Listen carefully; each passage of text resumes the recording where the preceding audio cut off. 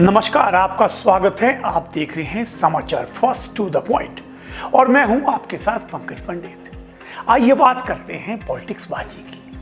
हिमाचल प्रदेश में लोकसभा के चुनाव हो गए, विधानसभा के उपचुनाव हो गए, नतीजे आ गए। नतीजे आने के बाद अब कहीं ना कहीं दोनों दलों में एक बार फिर से आरोप प्रत्यारोप का दौर शुरू हो गया है।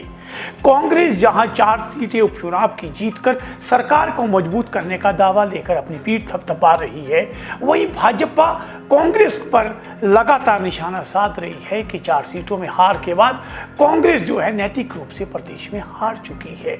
वहीं 4 सीटों की जीत का वो पूरी तरह से श्रेय लेते हुए कांग्रेस सरकार पर निशाना साधकर उनका इस्तीफा मांग रहे हैं। लेकिन यदि वास्तविकता में देखे जाएं तो दोनों दल जो है ना कोई जीता है ना कोई हारा है, लेकिन कहीं ना कहीं दोनों को कहीं ना कहीं जनता ने नकारा है। क्योंकि अगर मैं चुनाव परिणामों को देखूं तो एक तरफ जहां लोकसभा में भाजपा को 4 सीटें प्रदेश की जनता ने दी है, वहीं उपचुनाव में 6 सीटों पर वो चुनाव लड़ रहे थे, लेकिन 4 पे उनको हराया भी है। ये बात हमेशा याद रखनी होगी भाजपा को कि लोकसभा में मोदी का जादू ऐसा था कि मोदी के नाम पे प्रदेश की जनता ने आंखें बंद करके भाजपा का समर्थन किया।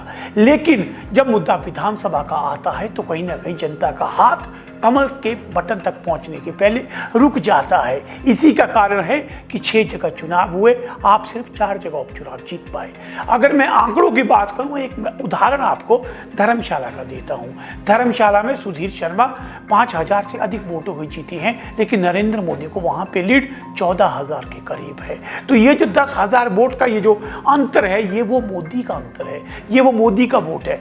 अकेले ना केवल धर्मशाला, अगर मैं बड़सर की बात करूं, सुजानपुर की बात करूं, अगर मैं गगरेट की बात करूं, हर जगह जो प्रत्याशियों को भाजपा के वोट पड़े हैं, मोदी को उनसे 8 से 10,000 15,000 वोट अधिक पड़े हैं। ये बताता है कि लोगों का मोदी पर तो भरोसा है, लेकिन कहीं ना कहीं प्रदेश का जो भाजपा है, प्रदेश का भाजपा संगठन है, प्रदेश का भाजपा नेतृत्व है, उन्हें अभी भी और अधिक मेहनत करने की ज़रूरत है, जिससे वो लोगों में विश्वास जगा सके।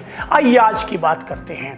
तो आज जब चुनावों का परिणाम आ गया है तो आज जयराम ठाकुर मैदान में उतरे। सबसे पहले जयराम ठाकुर ने आज एक बड़ी प्रेस वार्ता की और उस प्रेस वार्ता में कहा कि कांग्रेस जो है, सबसे पहले वो राज्यसभा चुनाव में हार कर उन्होंने समर्थन जो है वो विधानसभा में खो दिया था, और अब 4 सीटों पर, यानी कि उन्होंने आंकड़ों के साथ बताया कि 61 विधानसभा क्षेत्रों में कांग्रेस जो है वो पिछड़ी है, यानी उनके शब्दों में कांग्रेस की हार हुई है। उन्होंने विशेषकर जिक्र किया सुखविंदर सिंह सुक्खू का कि प्रदेश के मुख्यमंत्री भी अपने विधानसभा क्षेत्र में 2000 से अधिक वोटों से पीछे है, यानी कि वो भी अपने विधानसभा क्षेत्र से चुनाव हार गए हैं। ऐसे में अब उनके साथ जन समर्थन भी चला गया है। ऐसे में इस सरकार को प्रदेश में रहने का कोई नैतिक अधिकार नहीं है।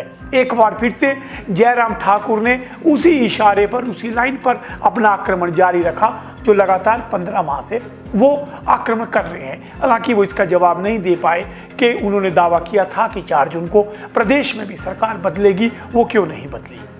मुझे इस बात को लेकर के ये जरूर कहना है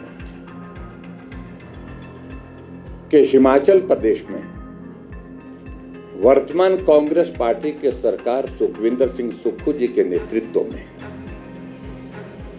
जो चल रही है, वो जनादेश खो चुकी है। राज्यसभा की सीट हारने पर वो बहुमत विधायकों का खो चुकी थी, लेकिन अब जो है वो जनता जनार्दन के बीच में भी अपना जो है लोकप्रियता और ज्यादा अधिक बुरी तरह से मैं कह सकता हूं वो खो चुकी है।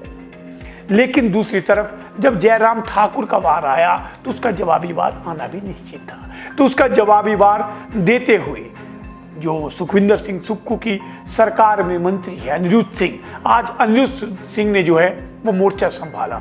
अनिरुद्ध सिंह ने आज जयराम ठाकुर के खिलाफ मोर्चा संभाला और उन्होंने कहा कि 4 उपचुनाव के बाद प्रदेश की जनता ने कांग्रेस पर भरोसा जताया है और कांग्रेस की सरकार और अधिक मजबूत हुई है।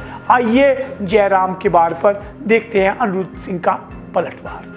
देखिए, बात ऐसी है कि जो 61 विधानसभा में बीजेपी की लीड आई है, वो मैं समझता हूँ कि वो तो लोगों का मैंडेट है, उसके ऊपर मैं चर्चा नहीं करना चाहूँगा।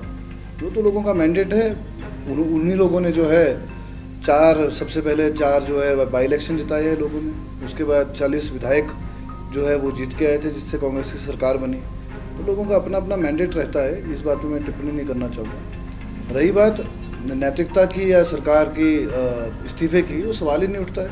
हमारे पास पूरा मैंडेट है, हम भाजपा की तरह नहीं हैं जो षड्यंत्र रच के पैसे दे के ईडी का डर दिखा के जो पूरे देश में विधायकों को जो खरीद फरोख्त करते हैं और उसके बाद खुद नैतिकता का पाठ पढ़ाते हैं।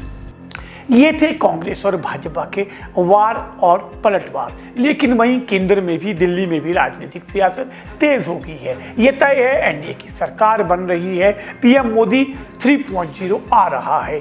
लेकिन सबसे बड़ी बात कि मोदी का 3.0 कितना मजबूत होगा, क्योंकि अभी तक एनडीए के जितने भी घटक दल हैं वो कह रहे हैं कि हम बिना शर्त समर्थन दे रहे हैं, लेकिन राजनीति में बिना शर्त के कुछ भी नहीं होता। कहीं ना कहीं अंदर खाते बड़े विभागों को लेकर के खींचतान चल रही है, अभी तक उसमें आपसी सहमति नहीं बन पा रही है। कुछ निर्दलीय विधायक भी जो हैं मोदी के पक्ष में आए हैं और एनडीए का ये जो कुनबा है ये लगातार बढ़ता जा रहा है। अब तक नरेंद्र मोदी ने जितनी भी सरकारें चलाई हैं वो सरकारें मोदी के नाम पे चली है और मोदी का विजन ही जो है वो पूरा सरकार का विजन होता था। लेकिन पहली बार जो है ये एनडीए की जो है साझा सरकार है। इसमें सबसे बड़ी बात है एनडीए का संयोजक कौन होगा।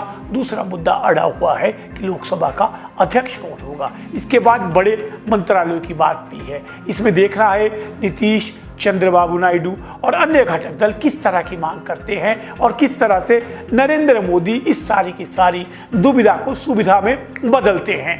तो इस पर भी देखना होगा। नरेंद्र मोदी के शपथ ग्रहण पर भी हमारी नजर रहेगी और साथ में कौन कौन सा जो है घटक दल उसको क्या क्या मिला है। अब आखिर में बात करते हैं आपसे मौसम की। मौसम आपको पता ही है कि लगातार गर्मी के बाद धीरे धीरे मौसम भी रुख बदलता जा रहा है। प्रदेश के अधिकांश हिस्सों में जो है बारिश के बाद राहत मिली है। शिमला में बर्फबारी के आसार भी बने हैं, बारिश भी हुई है। हल्की हल्की ठंड जो है प्रदेश में वापस आई है।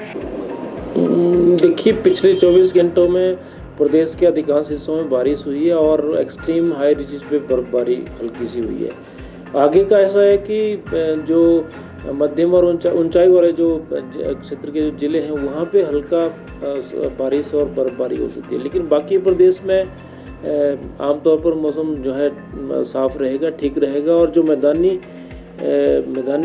इलाकों के जो ज़िले हैं जिसमें ऊना है, बिलासपुर, सोलन, सिरमौर के एरियाज़, वहाँ पे तापमान बढ़ सकते हैं, वहाँ पे 40+ तापमान भी जा सकते हैं। लेकिन बाकी जो ऊंचाई वाले एरिया हैं वहाँ पे आमतौर पर मौसम जो है या तो साफ रहेगा या वहाँ पे हल्की बारिश हो सकती है। एक बार फिर से हिमाचल प्रदेश जो है वाकई में खूबसूरत लग रहा है ठंडी हवाओं के साथ, क्योंकि इस बार तापमान ने कई रिकॉर्ड तोड़े हैं। साथ में इसी के साथ हमें ये चिंता भी हो रही है कि जिस हिसाब से लगातार प्रदेश में पारा बढ़ता जा रहा है, आने वाले समय स्थितियाँ और चिंताजनक हो जाएगी।